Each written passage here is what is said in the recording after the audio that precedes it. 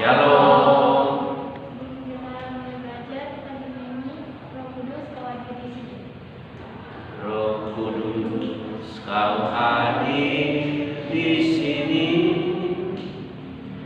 Roh Kudus, ku mengasihimu. Kau lembut, kau manis, kaulah penghiburku, penolongku, diutus Bapakku. Ku buka hati untuk Roh-Mu Tuhan. Ku buka hati menyembah-Mu Yesus. Jamalah kami, penuhi kami dengan kuasa Allah Maha Tinggi. Mari kita berdoa. Kami belajar dalam perkataan yang kita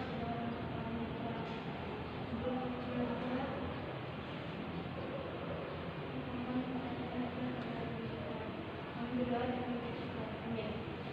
Amin. Shalom. Oke, Bapak yang dikasihi Tuhan, sebelum kita masuk ke pelajaran kita absen dulu ya. Anastasia, Isabel, Felix, Rinovan, Hizkia, Abednego, Oscar Morales, Hadir Pak. hadir. Fitri Bernadetta, Stevie Kokarolina, Yosua, Jack Stephen,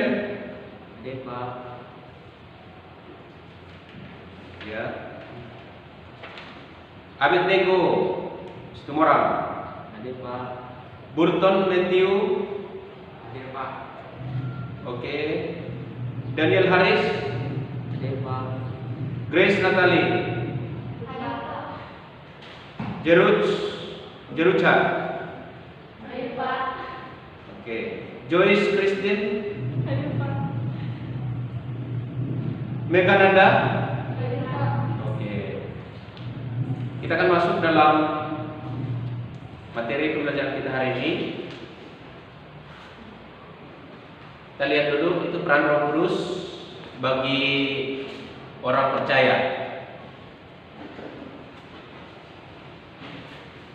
Kalau kita bisa melihat ya kompetensi dasarnya, coba bisa perhatikan di situ, mengakui peran Roh Kudus dalam membaharui kehidupan orang beriman, bersedia hidup berwujud percaya kepada peran Roh Kudus sebagai pembaharu, memahami peran Roh Kudus dalam membaharui orang beriman. Ya. Ada 4 menyajikan presentasi mengenai peran Roh Kudus membaharu dengan mengacu pada Alkitab. Nah, bisa lihat di situ indikator pencapaiannya. Oke, kita lihat peran Roh Kudus bagi orang percaya. Coba diperhatikan di sana bagaimana peran Roh Kudus. Hal ini membahas bagaimana gereja mula-mula, ya, peran Roh Kudus bagi gereja mula-mula dalam pengakuan iman gereja. Roh Kudus menurut Alkitab memberikan keberanian, memberikan hidup dalam kekudusan. Dalam hal ini menjadi dasar adanya pembaharuan di lingkungan gereja, dan peran Roh Kudus membaharui kehidupan orang percaya. Nah, kita akan belajar bagaimana peran Roh Kudus, ya, yang membaharui gereja mula-mula. Gereja mula-mula terjadi di mana? Saat hari Pentakosta. Ini saya katakan yang kita kenal dengan apa? Pencurahan Roh Kudus Kata Pentakosta nanti dari kata Penta artinya 50. Hari Pentakosta, hari ke-50 atau yang dikenal dengan hari pencurahan Roh Kudus. Dihitung hari ke-50 ketika Yesus bangkit dari antara mati, Yesus masih ada di dunia 40 hari. Yesus berkata kepada murid-muridnya, kamu jangan meninggalkan Yerusalem sebelum Roh Kudus dicurahkan kepada kamu. Maka murid-murid Yesus menunggu selama 10 hari di sini. 10 hari di Yerusalem. Maka tibalah hari yang ke Pentakosta itu. Itulah hari yang sering kita kenal dengan hari apa? Apa curahan Roh Kudus. Untuk apa Roh Kudus diberikan? Kita katakan gereja diberikan oleh Tuhan Roh Kudus, memberikan keberanian, memberikan hidup dalam kekudusan dan pembaharuan di dalam gereja. Dan hal ini juga menjadi pembaharuan bagi kehidupan orang percaya. Kalau kita perhatikan dulu, yang A, Roh Kudus membaharui gereja, reformasi awal gereja. Pembaharuan yang dahsyat terjadi pada waktu gereja perdana, kita bisa lihat itu dalam Kisah Para Rasul, khususnya Kisah Para Rasul pasal 2. Di sana dikatakan bagaimana murid Yesus hari Pentakosta, di mana murid Yesus dicurahkan Roh Kudus. Ya, kita bisa lihat murid Yesus itu adalah orang-orang sederhana. Kebanyakan dari mereka adalah nelayan. Umumnya pendidikannya juga rendah. Ingat ketika berdebat dengan ahli Taurat, orang Farisi, dikatakan bahwa orang ini tidak terpelajar. Kenapa tidak terpelajar? Dalam pendidikan teologi Yahudi, murid Yesus tidak belajar secara formal. Tetapi yang mereka tahu bahwa orang-orang ini mengatakan murid-murid Yesus, yang mereka tahu itu murid Yesus. Mereka itu secara pendidikan rendah, sehingga ketika Yesus disalibkan mereka ketakutan. Ya, mereka takut, mereka lari. Karena penyaliban yang mengerikan bukan hanya cara penghukuman yang luar biasa kejam, tapi ada pemahaman orang Yahudi pada saat itu, orang yang disalib, mereka tidak diterima Tuhan dan juga tidak diterima diri. Artinya ditolak Tuhan dan juga ditolak manusia. Maka tidak ada lagi tempat, kira-kira seperti itu. Maka, tapi ada satu hal yang luar biasa ketika terjadi hari Pentakosta atau pencurahan Roh Kudus ini. Murid-murid yang dulunya penakut menjadi pemberani.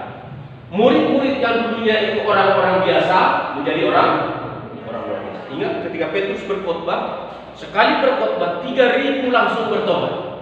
Luar biasa ya? Ingat ketika Yesus ditangkap, Yesus disalibkan, semua muridnya lari.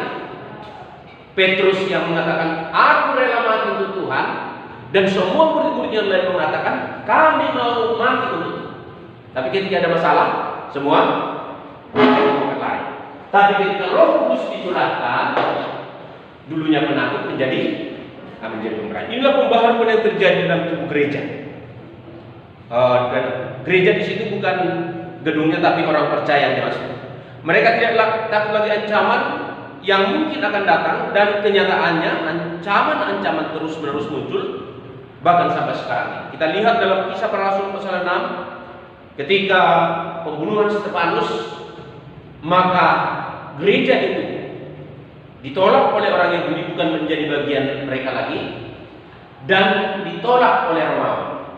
Karena Romawi yang menjajah, agama yang diakui Romawi saat itu adalah agama Yudaisme atau agama orang Yahudi. Maka awal gereja mula-mula Yudaisme mengakui Kristen itu menjadi bagian dari mereka. Tapi setelah pembunuhan Stefanus, orang Yahudi katakan, kami tidak mengakui Kristen jadi agama resmi. Lalu orang Yahudi menganiaya orang Kristen, orang Romawi juga menolak dan menganiaya orang Kristen. Maka gereja mengalami penganiayaan yang begitu dahsyat. Tapi di sana dikatakan gereja tetap bertahan, ya. Gereja tetap setia. Gereja tetap bersatu. Kalau kita lihat dalam Kisah Para Rasul 2 ayat 1 sampai 47, pasal 4 ayat 32 sampai 37. Bagaimana pembaharuan di dalam gereja perdana atau gereja mula-mula. Di sana dikatakan mereka orang-orang Kristen yang luar biasa. Nah, kita baca nanti dalam kisah para rasul ini, mereka selalu bersekutu, mereka selalu beribadah, tiap-tiap hari mereka belajar firman Tuhan di bait Allah. Karena awalnya mereka bergabung dengan memakai rumah ibadah orang Yahudi, bait Allah atau sinagog, bait Allah yang ada di luar Yerusalem. Sinagoge namanya, atau sinagog. Oke, kita lihat di situ. Dan semua orang yang telah menjadi percaya tetap bersatu, segala kepunyaan mereka adalah kepunyaan bersama, dan selalu ada dari mereka yang menjual harta miliknya, lalu membagi-bagikan semua orang sesuai dengan keperluan masing-masing. Nah, gereja mula-mula pembaharuan yang terjadi bukan orang Kristen itu bukan egois, tapi menjadi ayah peduli satu sama lain. Mereka saling memperhatikan, mereka saling mempedulikan. Bahkan dikatakan mereka selalu berdoa, mereka selalu bersekutu, mereka selalu belajar firman Tuhan kepada rasul-rasul. Oke, reformasi gereja dalam perkembangan gereja kemudian di mana terjadi reformasi gereja abad ke-15 atau 1500 tahun yang lalu. Kenapa terjadi reformasi gereja atau pembaharuan gereja? Karena gereja reformasi di Eropa menghadapi ancaman baik dari luar gereja maupun dari dalam gereja. Ancaman dari luar gereja itu perkembangan Renaissance, ya. Apa itu Renaissance? Itu munculnya filsafat yang mengatakan ilmu pengetahuanlah yang paling tinggi. Ini filsafat yang mengatakan segala sesuatu harus diukur dengan rasional. Maka muncullah teknologi, industri, mereka mengatakan, filsafat yang paling tinggi.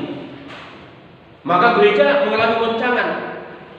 Selain itu juga, gereja juga mengalami pernah penyimpangan ketika ajaran gereja Roma Katolik ada penjualan surat penghapusan dosa.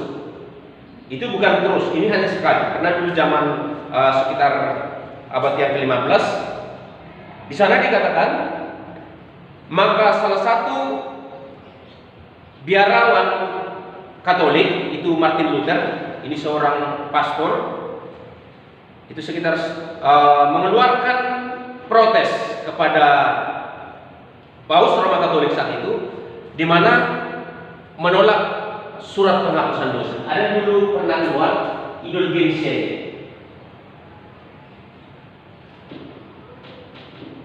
Mereka katakan bahwa kalau beli surat ini maka dosanya ada.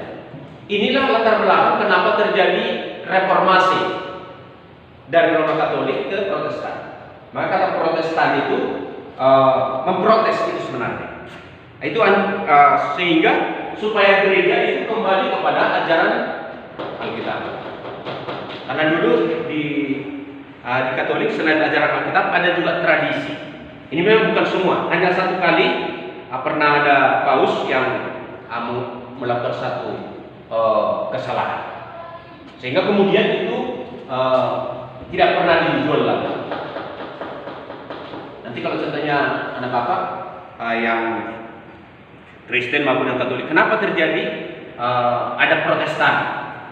Dulunya semua Katolik, ada Katolik, ada dua gereja yang tua, Roma Katolik dan gereja Ortodok Timur. Itu ada di Yunani, ada di Israel, dan juga ada di Turki sekarang. Oke, itu latar belakangnya. Sehingga ada 3 semboyan dari Martin Luther. Yang pertama di situ adalah sola fide, keselamatan hanya didapat dari iman kepada Yesus Kristus. Maka dikatakan ini tidak sesuai. Ada surat yang bisa mengampuni dosa.